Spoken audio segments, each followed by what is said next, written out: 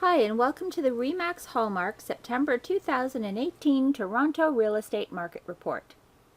We're definitely not kicking into a robust fall market at this point. I'll comment more on that in this broadcast as we go through the market report. So let's review some of the Toronto Real Estate Board statistics and see what's happened. Sales were barely up for September compared to last year, with 6,455 houses and condominiums changing hands in all the districts.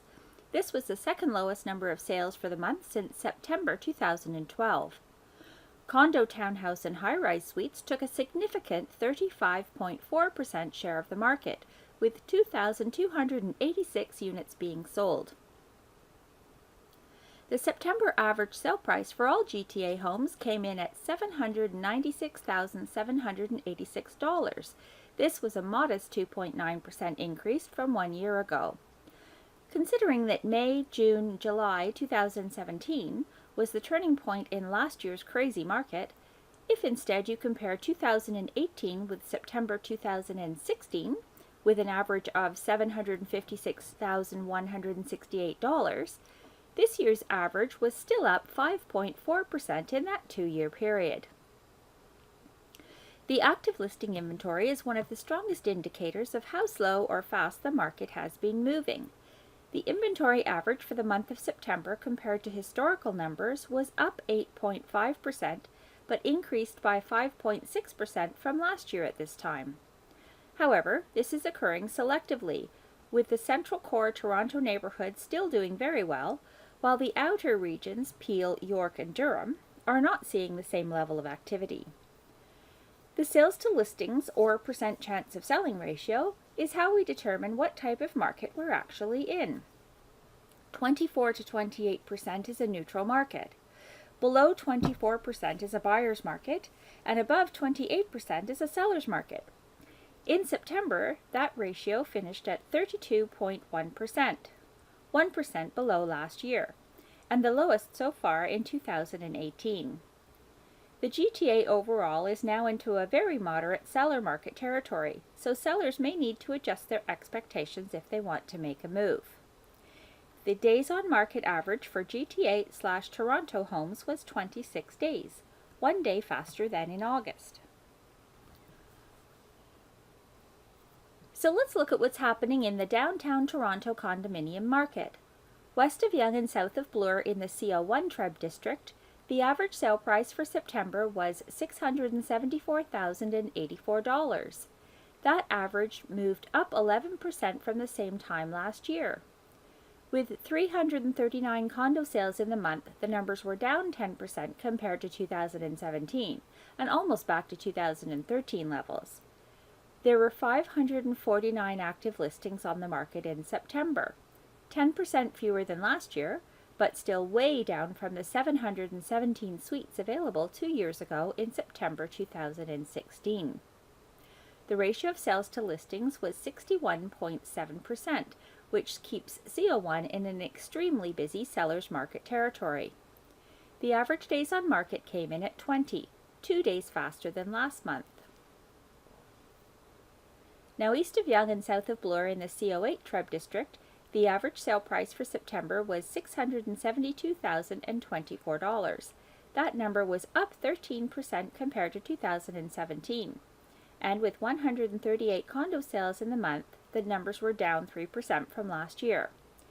There were 212 active listings on the market in September, down 8% from 2017.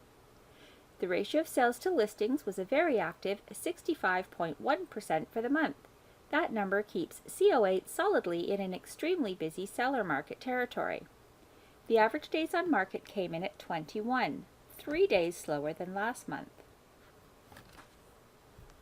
Here's a summary of the significant real estate milestones for Toronto in September 2018.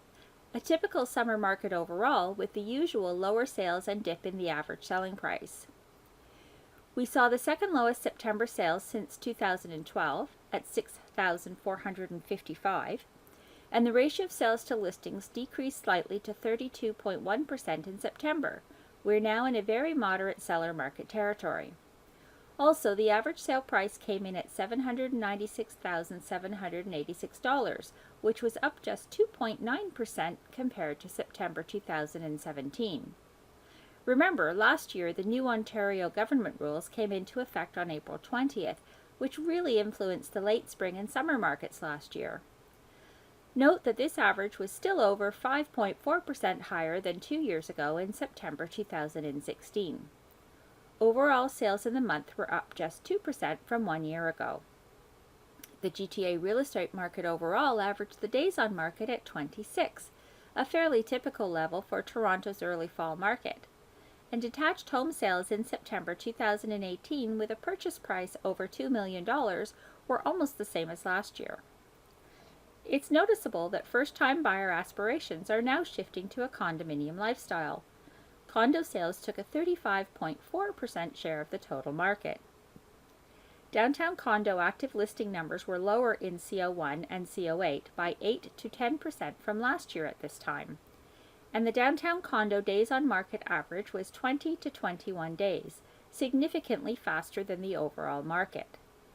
The ratio of sales to listings for condos downtown were close in both CO1 at 61.7% and in CO8 at 65.1%, indicating an extremely strong seller's market, a wee bit more than double the GTA overall. And the average sale price for downtown condominium suites is up by roughly $65,000 from September 2017. Building on this higher demand due to better affordability, condo appreciation in the two main downtown markets averaged 11 to 13% year over year. Markets in York Region and other 905 neighborhoods have suffered the most from the market slowdown. York Region is now showing that they're in buyer market territory. Expect slight inventory and sales increases as we move through the fall market. Buyers should watch for more opportunities to get the condo or house of their dreams. This month we're looking at the stats for the Toronto Real Estate Board sales by price range and home type. One of the biggest concerns we as realtors hear now is that homes have become unaffordable in Toronto, and that is certainly the case in some neighborhoods. Historically, downtown has always been the most expensive, and buyers have for generations moved either east, west, or north to get less expensive accommodation. From the chart, we can see on the right that the most condominium sales were in the $400,000 to $499,000 range, although most of those were outside the downtown core. GTA-wide, the most sales for a detached house were in the $700,000 to $799,000 range. That was the same as last year. We've all had to struggle in the beginning to save our down payments for a home purchase.